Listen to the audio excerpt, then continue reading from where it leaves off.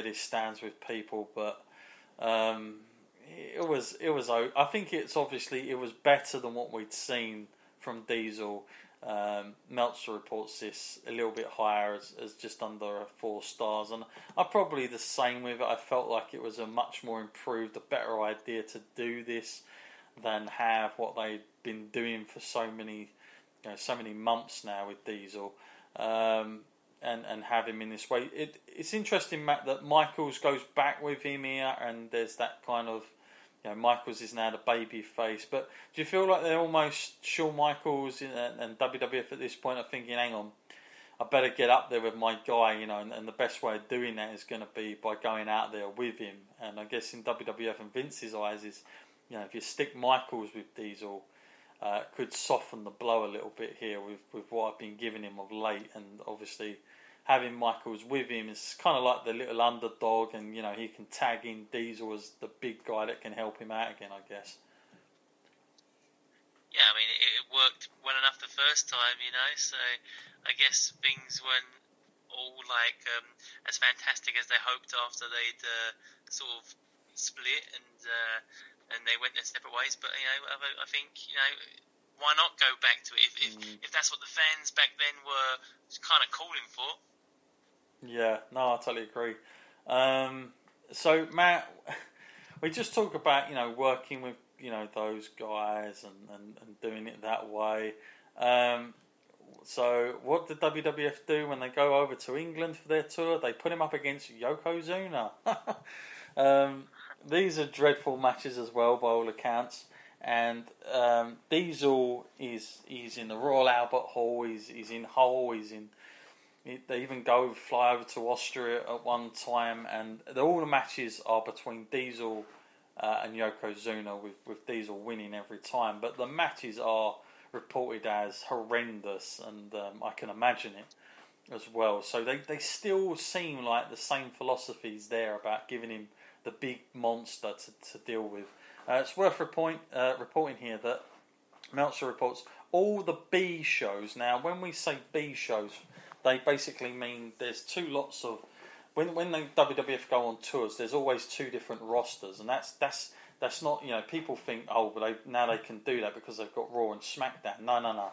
This stuff was going on way back then, and they always had 2 different tour groups, and you'd have almost the Intercontinental Belt was the B show, and the WWF title was the A show. So you divide them up, but the titles you'd always have one or the other. And it's reported here that the B show will now be cancelled. The belief seems to be that they don't have enough over talent to spread it between having 2 shows. So this is a major blow as well for WWF, that they cannot run 2 lots at one time, which means more work for a lot of the guys at this point. In mid-October now, Matt, and the whole thing that we were talking about, getting that special out there, well, it's reported that the Fox Network WrestleMania special ended up doing a 3.9 national rating, and that works out to be 3.7 million homes. And it's a success that WWF finally got it out there.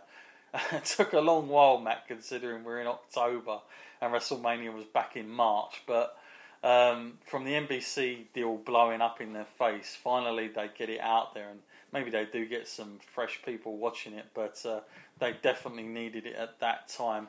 Well, now we're back to another In Your House pay-per-view, Matt, and This is one of those times where, again, on paper I thought this was going the right way. Matt, did you see Diesel up against the British Bulldog In Your House? Yes, I did see that. But I guess at the time it would have been one of those matches that I wouldn't have seen coming. I wouldn't have seen them building towards this. Yeah. The funny thing with this is that I don't know.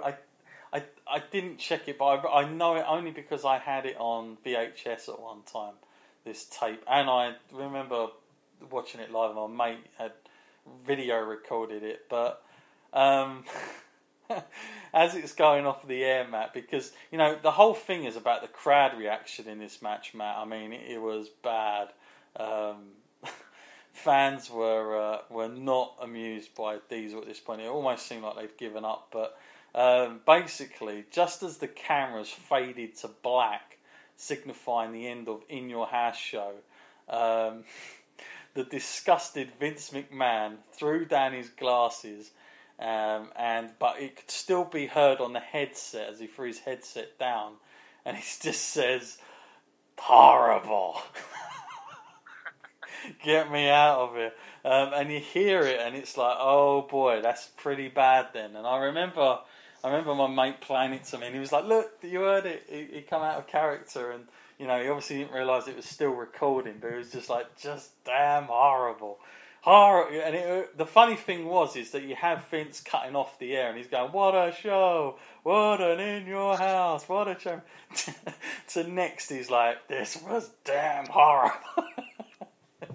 And it's almost like Vince McMahon's two characters in his head kind of going at one another, and you get to hear it. But yeah, the whole thing, when he started to walk to the back with Jim Ross, Meltzer reports Bret Hart and Diesel was still going on in the ring seconds later as the brawl ended. But yeah, the reaction here, Matt, I think overall is the fact that Bret got such a good reaction and Diesel didn't. What was your take on this match, Matt? Because it seems like, okay, WWF, they've tried all the monster stuff. Now they're going to give him a little bit more of a worker type of guy here in the British Bulldog. But this doesn't work either, Matt. And this was a long match. This was just under 20 minutes here, but it seemed like nothing ever really come of this. I mean, there were moments in it where I thought it was going to go okay, but the whole ending of it, and after reviewing it again, it just wasn't good viewing here all round. What was your take on it? Yeah, I mean, like you, I thought there was going to be times when I was looking at it thinking, okay, this could work out. They're both quite strong guys, they could throw each other around a little bit and then still get into the technical side if they were to rely on Bulldog for that. But then what I actually saw was it was almost like they never ever stepped in the ring together, and they were just expected to know how each person works, and it was almost like they couldn't decide who was ever going to be the one to take charge of the match and who was going to lead it on. It almost felt like each time they did a move, they didn't know what to do next, like they'd run out of ideas. Definitely made for difficult viewing, and the fact that it was for so long as well, this is definitely a match that could have done with being definitely at least half the time that it had. Well, This made a lot of problems for WWF because the fan backlash to this match was quite crazy. They'd received the most hate mail they'd ever got after this pay-per-view. Fans were not happy, and WWF were in a lot of trouble here. It does seem like, maybe if they didn't have all these In Your Houses, that if they'd have just had time to build up better matches and better stories for these sort of the five big ones, they might have got away with this type of stuff. But I do feel like they were stretched at this point, which didn't help anything. Do you think that match, Matt, was the beginning of the end of Diesel becoming the next it for WWF in your mind? Do you think that was the last blow that Vince was going to be patient enough? Because at this point, Diesel's almost, he's come up to a full year of being the WWF champion. But I mean, there is progression there, but there's clearly something not working here, Matt. And arguably, it's not just down to Diesel, but it's down to the creative stuff going on. But it's obviously, do you think it's clearly not working? Do you think that was the one that sort of done it for him, and he thought, well, I'm going to have to change it again? Yeah, I mean, it was becoming quite painfully apparent that the list of people that Diesel could wrestle and actually even put on a 3-star match was a very short list. So yeah, the way that they were working it and the people that they had available for him to fight were just not coming together. And I think it was quite lucky to actually even get almost a year there as the champion. They should have been thinking about who they could have dropped it off to a lot sooner than they did, and then they would have ended up in this situation that they did find themselves in. Yeah. Well, the fun fact around this time in October as well that WWF just signed a 2-year extension with the USA Network, and they were also, Matt, I can't believe this, thinking of bringing back the fake Bill Clinton for the Survivor Series. I never understood why they would try and do the fake ones. Like, you either got it or you haven't. Don't try and do this, surely. But I remember they've done it at WrestleMania 10. Like, why the heck did WWF ever think that was a good idea, Matt, do you think? No idea. I don't know what was in their minds. It's just one of those horrible things that people look back on and just think, like, what a waste of time that was. It was almost difficult to watch at the time, let alone now. Well, I want to head now to Survivor Series, and it's amazing how things can change. But Survivor Series and the best poll, the best match of the night is undoubtedly Bret Hart versus Diesel. At this point, Matt, they seem like, okay, we're going to put the belt back with Bret. We're going to go with a safe bet that, we've seen them have a match at the Royal Rumble. That was good. We're going to have them here. Hart pins Diesel in a quite a lengthy bout, 25-minute match essentially, where of course Diesel would lose the WWF title. But this match on paper, I mean, this match was a hell of a lot better than what I'd seen for the past 6-7 months of Diesel.